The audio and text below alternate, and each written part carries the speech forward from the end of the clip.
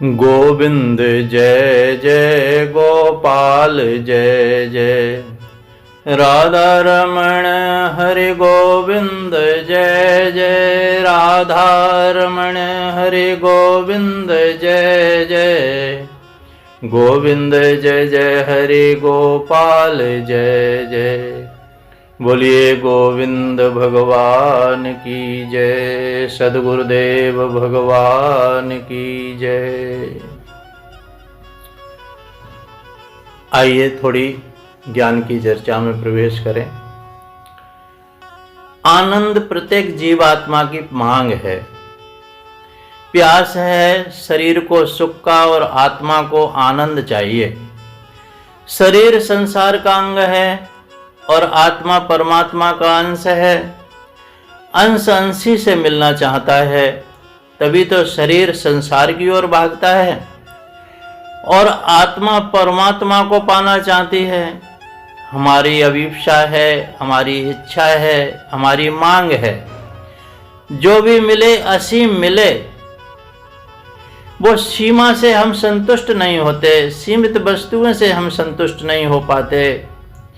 प्यार मिले, परिवार मिले, संपदा मिले, सम्मान मिले, पद मिले, प्रभुता मिले, चाहिए हमें सब असीम, जिसकी कभी सीमा न हो। जीवन की भ्रांति यहीं से प्रारंभ हो जाती है। चाहिए शाश्वत चीज, कभी न घटने वाली, असीम, लेकिन जीव खोजने लगता है उसे सीमा में। शरीर में, संसार में जीव की प्यास दृश्य से न मिटेगी, बल्कि ज्यों ज्यों दृश्य की ओर भागेगा प्यास और बढ़ती जाएगी। जीव की प्यास की पूर्ति होगी दृष्टा से, ब्रह्म से, भगवान से, राम से, कृष्ण से, अस्तित्व से, ब्रह्म से, नित्य अखंड आनंद से। जब हम दृश्य को पसंद करते हैं तब सुख का रस लेते हैं, अनुकूलता का प्रभात होता है, जीवन सरोवर में संयोग के सुमन खिल जाते हैं। फिर आ जाती है प्रतिकूलता की संध्या और वियोग की तपन से मुरझाने लगते हैं सुख के कमल। छा जाती है उस पर दुख की कालिमा। शरीर के तल पर, संसार की धरा पर कभी सुख का वसंत आता है तो कभी आता है दुख का झंझावात। लेकिन हमें ऐसा सुख नहीं चाहिए जो दुख में बदल जाए। हमें ऐसे संयोग की चाह नहीं जो वियोग में परिवर्तित हो जाए। ऐसा सुख तो दुख में न बदले, वही है आनंद। और ऐसा संयोग जो वियोग में न बदले, वही है योग। हमें ऐसे रस की मांग है जो घटे नहीं, मिटे नहीं, छूटे नहीं। संसार में ऐसा कोई भी रस नहीं जो घटता न हो, मिटता न हो, छूटता न हो। संसार में बड़े से बड़ा सुख मिलते ही घटने लगता है। कितना ही अच्छा रुचिकर भोजन हो, पहला कौर स्वादिष्ट होगा, फिर अंतिम कौर में वह स्वाद न रहेगा। और पेट भरने पर भी वही स्वादिष्ट भोजन करोगे, उल्टी हो जाएगी। पहले दिन मन का वस्त्र पहनते हो तो कितना अच्छा लगता है, लेकिन कुछ ही दिनों बाद उसके पहनने में रस नहीं रहता।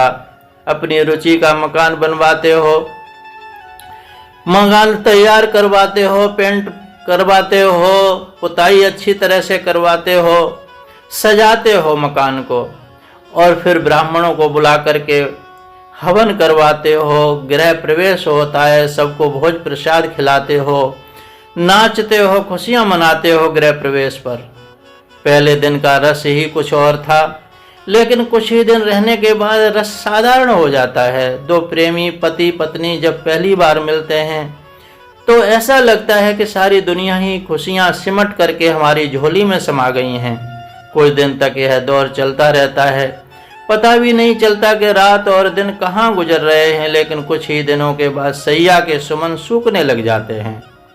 उन्हीं सूखे फूलों की पत्तियां नुकीली बन जाती हैं, जो कांटे की तरह चुभने लग जाते हैं। जब मिले थे तो ऐसा लगता था कि आप मिल गए तो सब कुछ मिल गया, अब मुझे कुछ नहीं चाहिए।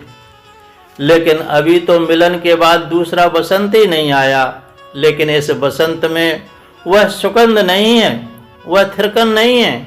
अभाव की गर्म हवा जरूर अब महसूस होने लगी हैं। हम दो हैं, कोई नन्हा सा फूल आ जाए तो घर में रौनक आ जाएगी, नहीं आया तो फूल तो उदासी से घर भर जाएगा। कली आई तो फिर इच्छा कि फूल आ जाए, बस केंद्र के हटने लगे, बहने लगे परिधि की ओर। फिर तो जीवन अभाव का सिलसिला बन गया। छिद्रों वाला घड़ा भरते जाइए, वह कभी भरेगा नहीं, खाली होता जाएगा। आत्मा जब तक शरीर और संसार का सहारा लेकर संयोग के सुख की ओर दौड़ती रहेगी, तब तक वियोग का दुख जीवन में न चाहने पर भी आता ही रहेगा। और आत्मा जब अपने अस्तित्व यानी परमात्मा से योग में उतरेगी, तब उसे उपलब्ध होगा असीम आनंद। उस आनंद रस की उपलब्धि कैसे हो, उसकी अनुभूति के लिए हमें परमात्मा से जुड़ना होगा। परिश्रम की आवश्यकता नहीं है उस आनंद के लिए। वह कर्म और संकल्प के द्वारा नहीं मिलेगा। कर्म शरीर से, संकल्प मन से होते हैं। यह दोनों पर है, स्व नहीं है। स्व तो तुम आत्मा हो। आनंद की अनुभूति स्वापेक्षित है, क्योंकि आनंद नित्य प्राप्त है। उसे कहीं से लेना नहीं है, कहीं ले जाना नहीं है। वह तो वर्तमान में है, अभी है, यहीं पर है, सब में है, सबका है। लेकिन जब तक शरीर के साथ तादाद में रहेगा कि मैं शरीर हूं, अपने को, अपने परमात्मा को, अपने स्वरूप को समझ नहीं पाएगा आदमी। दृश्य में चलती रहेगी तलाश, और आनंद के लिए अपने की स्वीकृति चाहिए। मन की नहीं, चेतना का निर्णय चाहिए, बुद्धि का नहीं। आत्मा की दृष्टि चाहिए, सीमित दृष्टि नहीं चाहिए। आनंद योग में तीनों भावों का समावेश है। आनंद योग चेतना का प्रयाग है, जहां समर्पण की गंगा और साक्षी भाव की सरस्वती और सेवा की यमुना का संगम है। और इस संगम में जो उतरता है वही आनंद को प्राप्त हो पाता है। मैं प्रभु का हूं, जो भी मिला है सभी कुछ प्रभु का है, मेरा नहीं है। तन का, मन का, परिवार, संपदा जो भी परिवर्तनशील है, आज है कल नहीं रहेगा। आनंद अनंत का है, अनंत को समर्पित है। समर्पण कोई क्रिया नहीं है, अपनत्व का परिणाम समर्पण है। और यही प्रीति की रसधार है, भक्ति का संगीत है। जिसे भी आप यह कहकर संबोधित करते हैं कि वह मेरा नहीं है, जिसे भी आप जानते हैं वह मैं नहीं, आप तो दृश्य को जानते हैं, लेकिन दृश्य आपको नहीं जानता। आप अपनी भ्रांति से दृश्य के साथ तादात्म्य किए हैं। बोध के प्रकाश में यह दृष्टि प्राप्त करो कि मैं यह शरीर नहीं हूं, मैं अनंत का अंश हूं, परमात्मा की आत्मा हूं, दृश्य नहीं हूं, दृष्टा हूं। समस्त दृश्य को साक्षी भाव से देखो, तन को, मन को, प्राण को, तन की क्रियाओं को, मन के संकल्प विकल्प को, और देखो मैं अपने परमात्मा में बहने वाले प्राण को, श्वास प्रश्वास को, सोहम तत्व को, चेतना के को शून्य में टिका दो। फिर तन मन को चेतना असंग होने लगेगी और अनावृत होने लगेगी। असीम आनंद का जल स्रोत बहने लगेगा।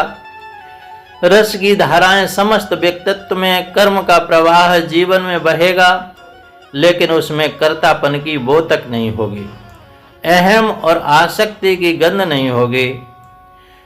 कर्म कर्तापन ही आनंद रसधार का अवरोधक है।